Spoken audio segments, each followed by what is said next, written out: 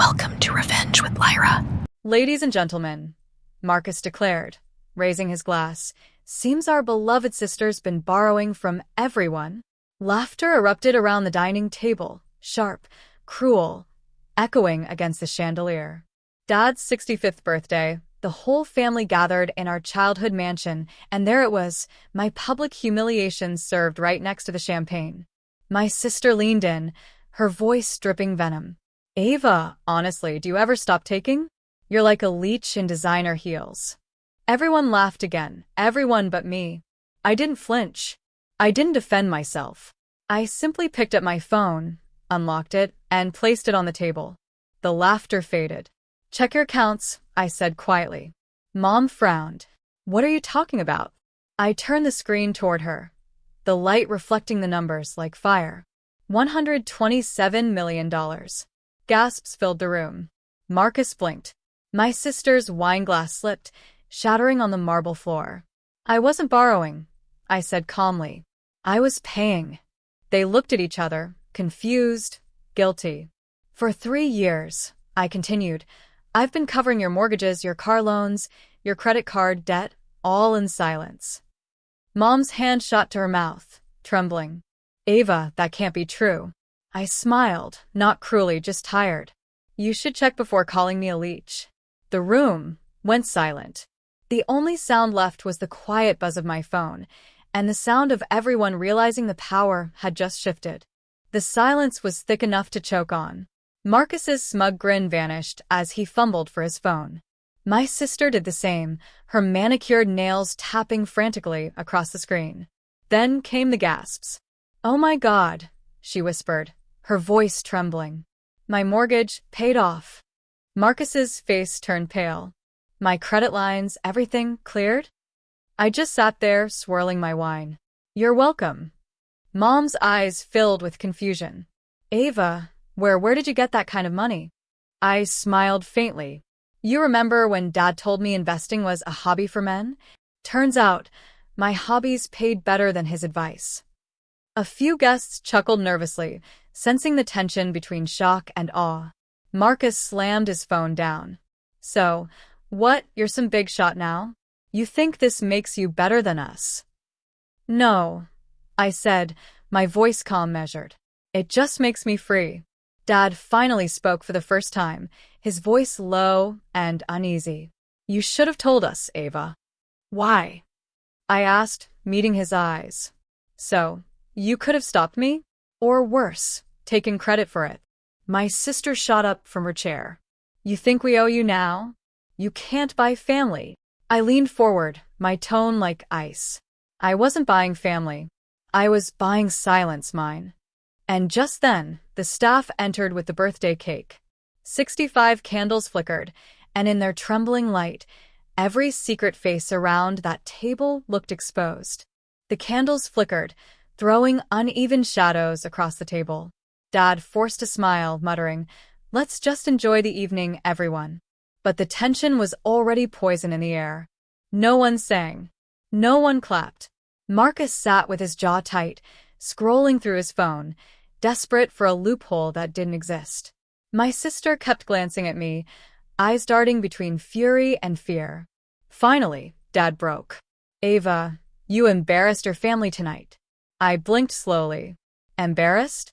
I told the truth. His voice rose. You humiliated your brother and sister. You could have kept this private. I tilted my head, smiling faintly. Like you kept your offshore account private? The room went still again. Marcus froze mid-breath. Dad's face flushed crimson. Mom stammered, Ava, please. But I was done playing the quiet one. I spent years fixing your mistakes while you called me reckless. You said I'd ruin this family, and yet here we are, standing on the foundation I built. My sister scoffed. Oh, please, what foundation? Your little tech investments. I leaned forward, voice low, sharp. The same investments that bought Dad out of foreclosure, paid off Marcus's gambling debt, and saved your brand from bankruptcy. Her smirk vanished. For a moment, no one spoke. Just the sound of candles sizzling as wax dripped onto the cake. Then I said it, the line that made Mom's hand tremble. I didn't come to ruin this birthday. I came to end the performance. The chandelier light flickered above us, as if the house itself were holding its breath. Dad stood up slowly, his voice trembling with restrained anger. End the performance? You think you're the hero here? I met his glare. No, Dad. I think I'm the audience finally walking out of a bad play. Mom gasped, clutching her pearls as if my words were bullets. Marcus muttered something under his breath, probably another excuse about family loyalty. I turned toward him. Do you even know how many times I saved you from jail, Marcus? How many loans I paid off to keep your name clean? His face twisted. I never asked you to. Exactly, I replied coldly. You just expected it. The room pulsed with humiliation, every lie unraveling under the weight of truth. Dad slammed his hand on the table. Enough. You don't talk to me like that. I rose slowly, matching his stare. You're right. I shouldn't. Because from this moment on, you're not my boss, not my banker, and not the god you've always tried to be. Mom whispered, voice trembling, Ava, stop this madness. But I didn't stop. I reached into my purse and placed a sleek black folder on the table. This, I said, is the documentation transferring all your mortgages, your debts, and your business shares back to you. Marcus's eyes widened. Well, what does that mean? It means, I said softly, I'm done cleaning up your mess. The folder sat in the middle of the table like a live grenade. No one dared to touch it. Marcus finally broke the silence, his voice cracking. You can't just walk away from family obligations. I smiled, quiet and sharp. Marcus, obligations end when respect dies. Dad snatched the folder, flipping through the papers, his face growing darker with each page. You revoked the transfers? Ava, this will destroy us. I met his gaze. You destroyed us the day you made money your god. Mom covered her mouth, tears filling her eyes. We needed help, Ava. We were drowning. And I gave it, I said. 3 years of it. But instead of gratitude, I got mockery. My sister scoffed. You're punishing us because we didn't worship you? I turned toward her, my tone like ice. No, darling. I'm punishing you because you learned from them. Her smirk faltered. I don't want repayment, I continued, standing now, my chair scraping softly against the marble. I just want distance. And peace. Dad slammed the folder shut. So, what? Now you'll watch us fall? I looked at him, the man who once told me success without approval meant failure. No, I said. I'll watch you rebuild the way I did, without anyone saving you. The silence that followed wasn't anger anymore. It was fear, the kind that comes when people realize the game has ended and they've lost the only player who ever knew how to win. Marcus stood up, his chair scraping the marble floor. You think you're better than us now? Just because you have money. I turned slowly, my heels clicking against the tile like punctuation. No, Marcus. I'm better because I remembered where I came from, and you all forgot who raised you. Mom wiped her tears, shaking her head. We're still your family, Ava. You can't just erase us like some bad investment. I softened for a moment, but then I saw the way my sister's husband was smirking behind his glass of wine, whispering something that made her laugh. Something snapped. You called me a leech in front of strangers, remember? I said, turning to my sister. You told your friends I begged you for money when I was paying for your wedding, your car, your house. You said I was desperate. Her smile vanished.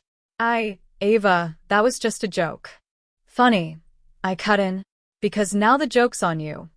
I pulled my phone from my bag, tapping the screen. The Bluetooth speaker in the living room chimed. And then the room filled with my sister's voice, her recorded call with Mom, laughing about bleeding Ava dry before cutting me off completely. Dad froze.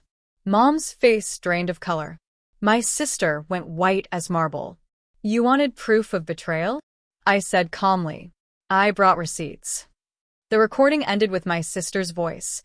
Ava's too soft to ever fight back. I smiled. Guess I finally learned. The room exploded in chaos.